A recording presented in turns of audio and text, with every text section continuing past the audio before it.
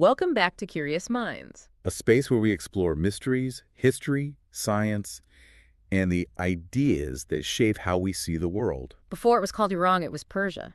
A civilization older than Rome. Older than many nations that dominate today's world. An empire that stretched from the Mediterranean to the borders of India. It built royal highways before Europe understood roads. Developed systems of governance that influenced modern states. And created a culture of art, poetry, and science that shaped human history.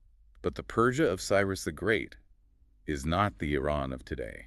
So how did one of the world's greatest ancient civilizations transform into one of the most controversial nations of the modern era? This is the story of Persia becoming Iran. And welcome into the show. We're really glad to have you with us for this custom-tailored deep dive today. Yeah, we have a massive stack of sources to work through for you. We really do. I mean, looking at the docket, we've got translated historical transcripts, encyclopedia entries on modern Iranian leaders, deep dive articles on the U.S.-Iran relationship, and even some recent diplomatic speeches. That's a lot of ground to cover. Right.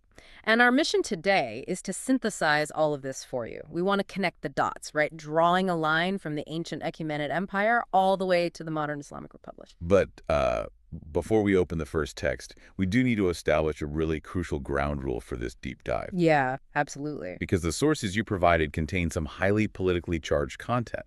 We're talking about the United States, Israel, the Iranian monarchy, the current Islamic Republic. This is heavy stuff. Very heavy. So our rule today is strict impartiality. We are exclusively reporting on the provided texts. We will never take a side. No endorsing any viewpoints today. Exactly. Our sole job is just to impartially convey the facts and the perspectives exactly as they're detailed in your source material. We're just looking at the chessboard, not playing the game. Perfectly said. All right, so let's just dive right in. Looking at the earliest historical transcripts in our stack, we're starting around 550 BCE. Achaemenid Empire. Right, Cyrus the Great. And, the scale of this empire is it's staggering. It's stretched across modern Iran, Iraq, Egypt, parts of Central Asia. Even touching the edges of India? Yeah. It was the world's first true superpower. But what really stands out in these texts isn't the military conquest, it's the administrative strategy. Because if you look at the empires that came before them, like the Babylonians or the Assyrians, they basically ruled through pure terror. Right, mass deportations, enslavement. Eradicating local cultures. But the sources show Cyrus employed a totally different mechanism, which was radical tolerance. And here's where it gets really interesting, because this tolerance, it wasn't just him being a nice guy. No, not at all. Yeah. The primary sources reveal this was highly sophisticated statecraft. It was simply the most efficient way to govern a massive, multi-ethnic expanse. You let the conquered people keep their religions. You let them keep their languages. Even their local rulers. Because if a local population doesn't feel like their way of life is under threat, their resistance to paying tribute drops dramatically. And that tribute was the lifeblood of the empire. Exactly. It funded the public works, the army, the bureaucracy. The texts specifically highlight how he treated the Jewish people who were exiled in Babylon. When Cyrus conquered Babylon, he didn't enslave them, he actually freed them. Allowed them to return to Jerusalem. Yeah, and financed the rebuilding of their temple. He engineered it so he was seen as a divine liberator, not an oppressor. I mean, in Babylon, he even presented himself as the chosen instrument of their local god, Marduk. He was using local theology to gain imperial legitimacy. It's brilliant. And to manage all of this, they built incredible infrastructure. They created satrapies. Right, the administrative provinces. Yeah, each overseen by a local governor, a satrap. It was an early form of federalism, so the king didn't have to micromanage every village. And they connected them with the royal road. Right, which gave them rapid troop movement. And really one of the first postal services. Plus, they standardized currency. The Daric coins. Yeah, influenced by Lydia. Standardized money just completely lubricates cross-continental trade. So reading through the cultural legacy of this time, the bedrock of all of it is Zoroastrianism. The state religion for over 1,000 years. Right. And it introduced these massive philosophical concepts to the world. A cosmic struggle between absolute good and evil. Final judgment, heaven and hell. These concepts heavily influenced later world religions. And culturally, you have the architecture of Persepolis, advances in math and medicine, and eventually this legendary poetry from figures like Rumi and Hafez. The sources describe it as having a sort of civilizational gravity. It was so dense that when foreign armies conquered them, the conquerors ended up being absorbed by Persian culture. Like Alexander the Great. Exactly. When Alexander crushed the Persian army in 330 BCE, he didn't erase Persia. He effectively became Persian. He started wearing Eastern royal robes. Married Persian nobility. Adopted Zoroastrian court rituals. His Greek generals were furious. They thought it was a betrayal. But he knew the Persian system worked better for ruling that land. Right. So, transitioning a bit, this explains how the cultural soul survived centuries of conquests, from Greeks to Arabs to Mongols. But let's look at the linguistic roots, because that's key to how they survived. Yeah, the term Iran actually comes from Aryanum, meaning land of the Aryans. And these Indo-Iranian languages share roots with Latin and Greek. So words like madar for mother or ped for father. And they are entirely distinct from Arabic. Right. So when the Arab conquest happens in the 7th century, the Sassanid Empire falls, Islam comes in, Arabic becomes the language of administration. But the Persian language, Farsi, it adapts. It takes on the Arabic script and vocabulary, but keeps its Indo-European grammar. It survived in the poetry and the science. It was like a fortress for their identity. Which brings us to a massive turning point in 1501, the Safavid dynasty. Right, they reunified the territory. But their biggest move was religious.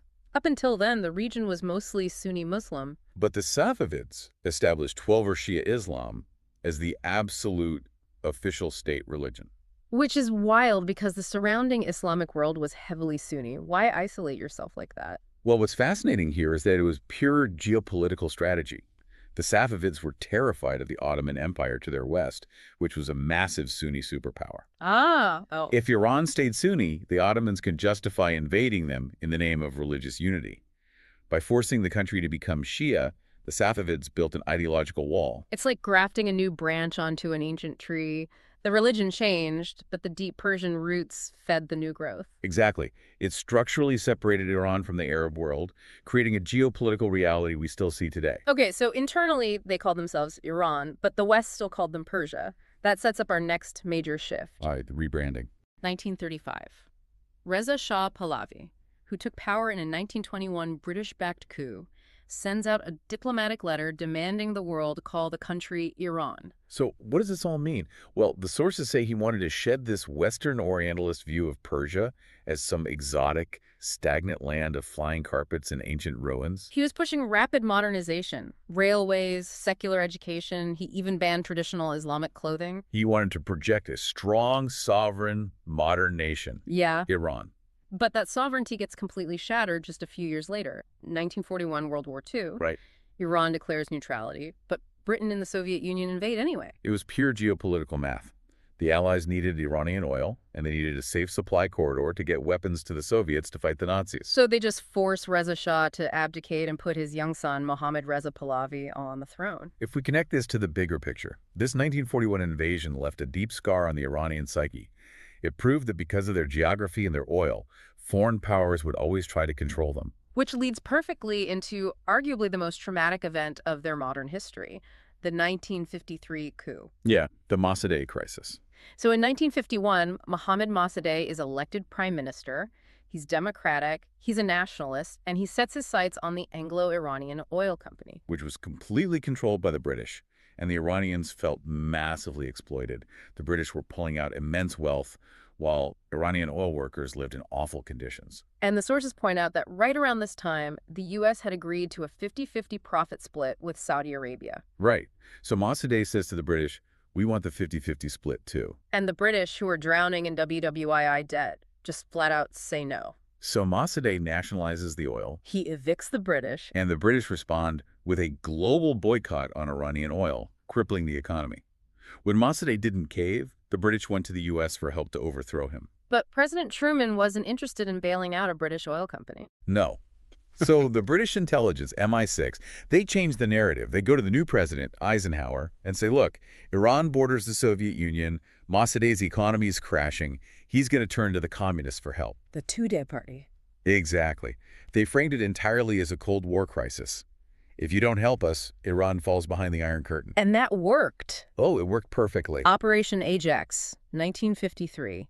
The CIA sends Kermit Roosevelt III to Tehran with bags of cash. He buys off newspaper editors, pays street gangs to riot, bribes military officers. Total manufactured chaos. Giving the military the excuse to step in, arrest Mossadegh, and hand absolute power back to the Shah.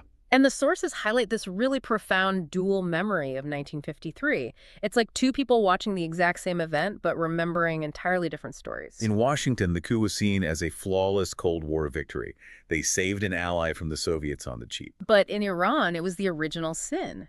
Think about how it feels to have your country's democratic trajectory altered by a foreign spy carrying bags of cash. That memory doesn't just fade.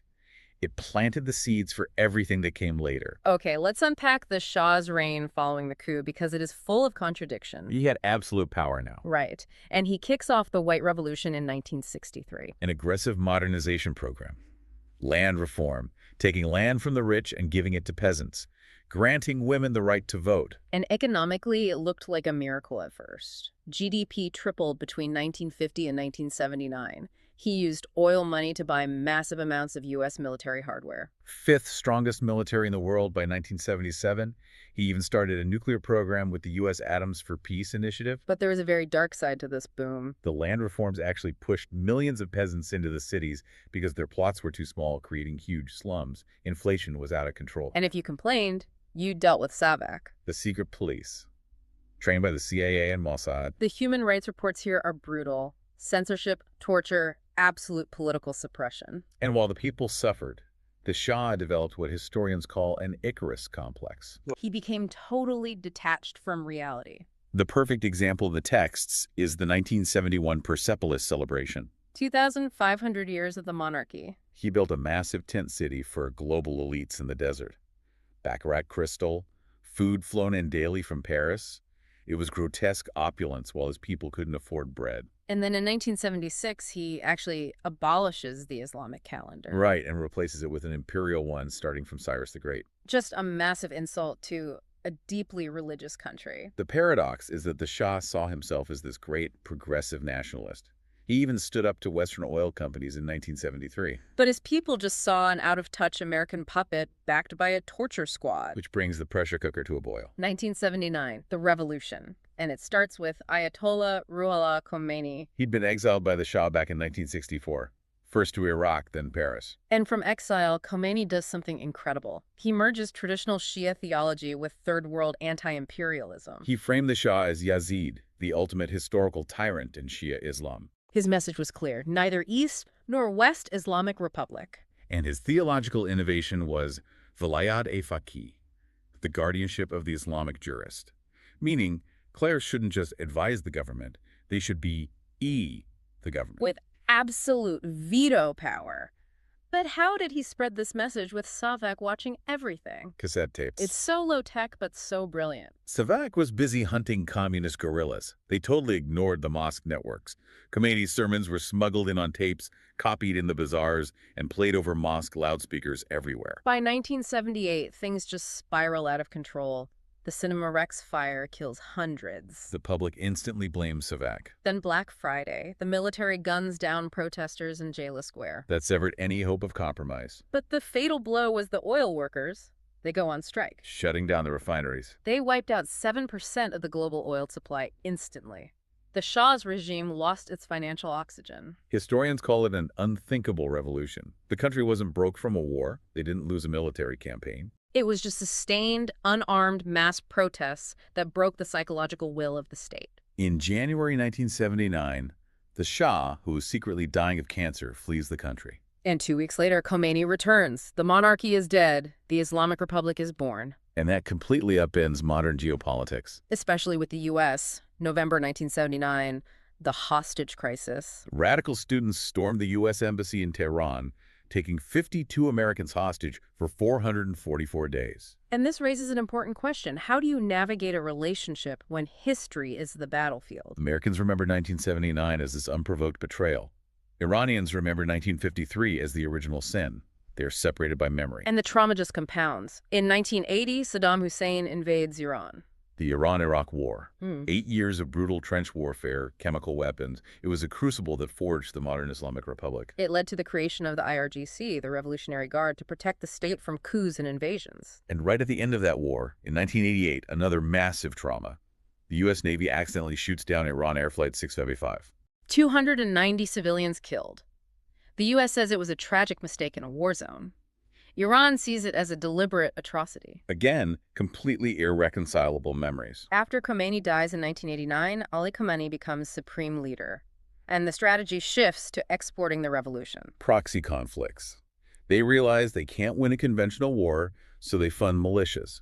Hezbollah in Lebanon, Shia groups in Iraq and Syria, the Houthis in Yemen. Which puts them in direct competition with regional Sunni powers like Saudi Arabia and the UAE. And, of course, their absolute opposition to Israel. Right. The sources highlight Israel's view of Iran's nuclear ambitions and ballistic missiles as an existential threat, which drives so much of the conflict we're analyzing in these 2025 and 2026 contexts. But despite heavy global sanctions, Iran remains a major player. Because of energy and geography, massive oil and gas reserves. Advanced drone and missile technology. It forces countries like India to walk a real diplomatic tightrope. Yet, India needs U.S. and Israeli defense ties, but they also desperately need Iranian energy and access to the Chabahar port to reach Central Asia. It's a complex board, but we need to look at the internal reality of Iran today, focusing on the human cost. Because despite the 1979 constitution promising equality, the regime has heavily suppressed dissent. The sources detail mass executions of political prisoners in 1988, violent crackdowns on student protests in 1999, and the massive uprisings in 2025 and 2026. Referencing the Pompeo speech from our stack, we see very granular examples of this. Right. Women sentenced to decades in prison for handing out flowers on the metro without a hijab. The persecution of legally recognized minorities, like the Christian pastor Victor Bet Tamraz, whose home was raided during a Christmas gathering. Imprisoning journalists, executing minors. There is a profound irony here. The land of Cyrus the Great, who authored early concepts of human rights and tolerance, is now criticized globally for oppressing its own people. And there's a massive generational rift. The ruling clerics are tied to the ideology of 1979. But the youth, who make up the majority of the country, are highly educated and connected. They don't relate to the revolution. They just bear the brunt of the sanctions and the social restrictions. It's a nation caught between its ancient legacy and its modern ideology. We've traveled from the royal roads of Cyrus the Great to the CIA-backed coup of 1953, down to the modern streets of Tehran. It's a lot to process. It is. Consider this. If two nations cannot agree on how their conflict began, how can they possibly agree on how it ends? Is memory a trap, or is it the key to unlocking a future where the Persian soul can truly thrive again? Persia gave the world empires, poetry, and philosophy. Iran today stands at the center of global political tension. So the question remains, is modern Iran a continuation of its ancient legacy terror? So the question remains, or a nation still searching for its place between history, ideology, and global power? So that's a wrap on today's deep dive, folks. Thank you so much for spending your time with Curious Minds. If you found this discussion interesting, feel free to like and share your thoughts. And as always, stay curious, stay grounded, and hope to have you join us for the next one.